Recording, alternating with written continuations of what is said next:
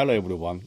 Today is the third time for me to tell my life story, my autobiography, Father, Son, and Violin. Last time we talked about my father took me from countryside, Xinhua, to Changsha, and as soon as he took me there, introduced me to my brother, he left.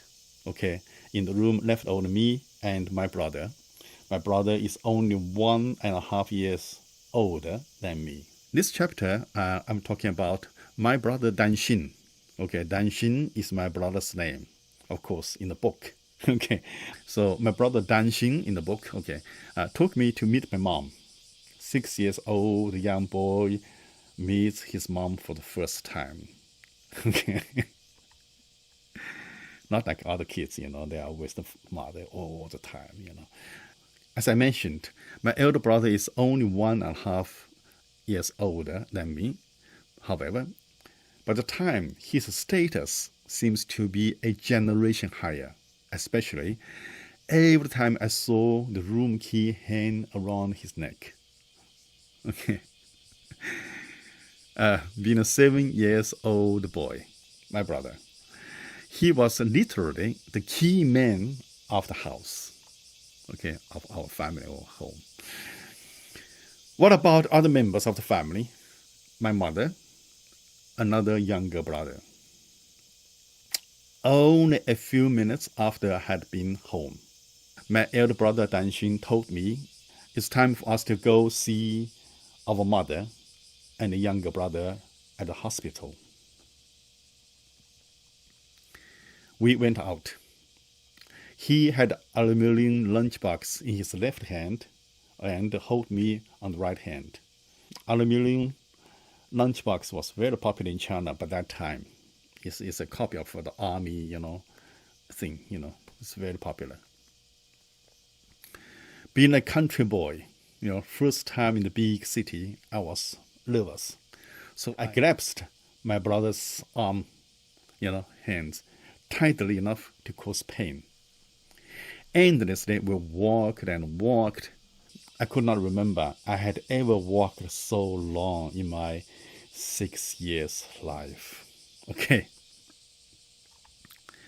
Danxin was constantly switching hands between the lunchbox and me. I wasn't aware it was I causing his hands pain, okay, but thought the lunchbox was too heavy. I suggested that I could help him with the lunchbox from time to time. Be honestly, I offered my help was not because I felt sorry for him. It's because I felt the lunchbox somehow symbolized a sort of privilege. And partly I thought to take the lunchbox could be a kind of fun. After he refused me, I tightened my hand even harder, forcing him to change hands. I called the chance and tried to take the lunchbox away from him. Of course, he refused, so we get back and forth a couple of times. That results the lunchbox drop on the ground. The noodles are pouring out from the lunchbox on the ground. My brother was too busy trying to pick up the noodles from the ground to the lunchbox than to be angry with me. But at exactly that moment, a man dashed to the spot where the noodle fell. Soon, more men dashed the same spot and crawling down like dogs. Soon, that portion of the earth was licked clean once, twice, or more times. It's true. Wow, sad. That scene shocked not only me, but also my brother.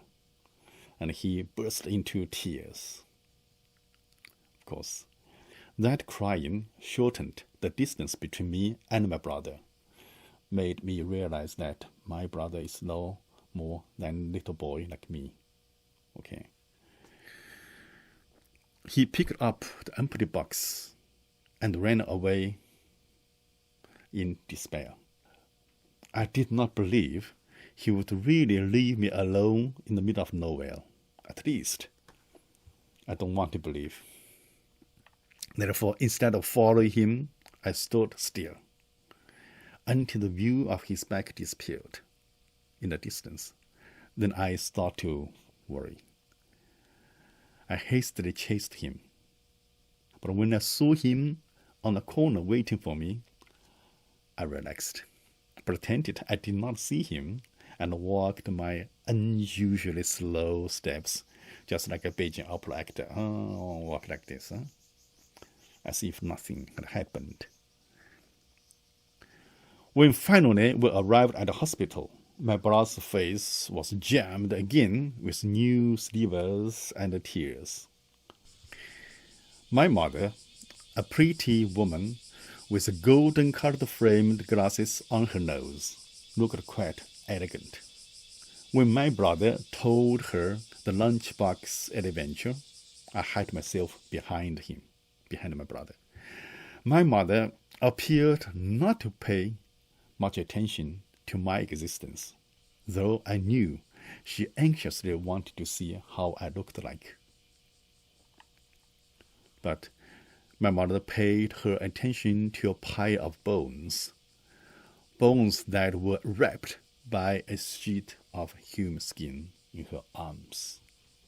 That thing was my youngest brother. He was very sick. Okay, my younger brother was once very sick after he was born. And the people suffer from the same disease at the same hospital passed away, right? He was, I cannot say the only, but a very few survivors. But he's now very strong in England, a British citizen. Okay. The only reason I could think why my mother showed little affection to me was that I had destroyed her lunchbox. Of course, there might be some other reasons. For instance, to take the bait of the party's call for have 4 children. Anyway, if there were other reasons, that must be beyond a comprehension of a 6-year-old boy. I remember I could understand my mother's language. She did not ask me to call her mother or mom. Instead, she pushed me to call Danxin Ge. Ge means elder brother in Chinese language. Being shy, perhaps, I refused. Danxin took out a small toy frog from his pocket and said he could only let me play the little toy frog if I called him Ge. But my objective was to play with the lovely toy frog without calling him Ge. Like all other international affairs, when negotiation gets nowhere, the war begins. That was the first of many fights between me and Danxin. After we pushed each other back and forth a couple of times, I felt I was likely going to lose. I turned my eyes to my mother, hoping to get some kind of support. But my mother was busy with a little boy, my younger brother, and acted as if we boys did not exist. Finally, I lost the battle, as I did all other battles later. Okay, I have never won, not once, all the fights with my brother. Now I can win, but it's just too old to fight anymore. I was shamed into anger. Listen to this, okay? I called my brother Chinese national names. F-U-C-K, your mother. Okay. I wondered why. Was it so funny that I said F-U-C-K, your mother, to my brother? Everyone, regardless, doctors, nurses, patients, all burst into laughter.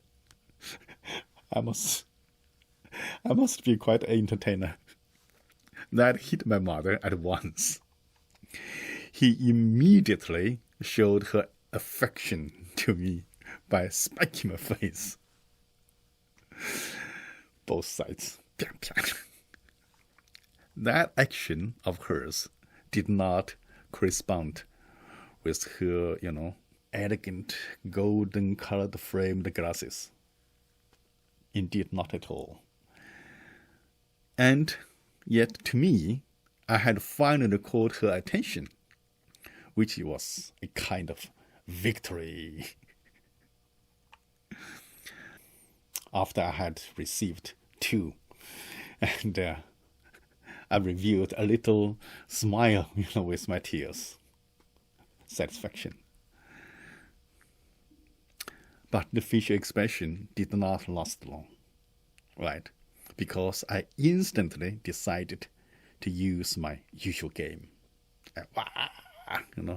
Hit my button to the ground. As loudly as I could, I shouted, "Aunt, aunt!" Until my button felt ice cold. My hundreds of miles away aunt certainly did not show up. Going through that experience, I began to be aware that unlike my other family at the countryside with my grandparents, in this family, I was by no means of the center of attention. Fortunately, Danshin was, after all, a good-hearted boy. He threw the toy frog in front of me, which gave me a perfect excuse to get my button away from the ice-cold ground. Compared with playing with the toys, get away from the ground was far more important. To hit both sides of my face, that was the present my mother gave to me the first time we met, after being apart for 4 years. But think twice. What else could she give me? A bar of milk chocolate?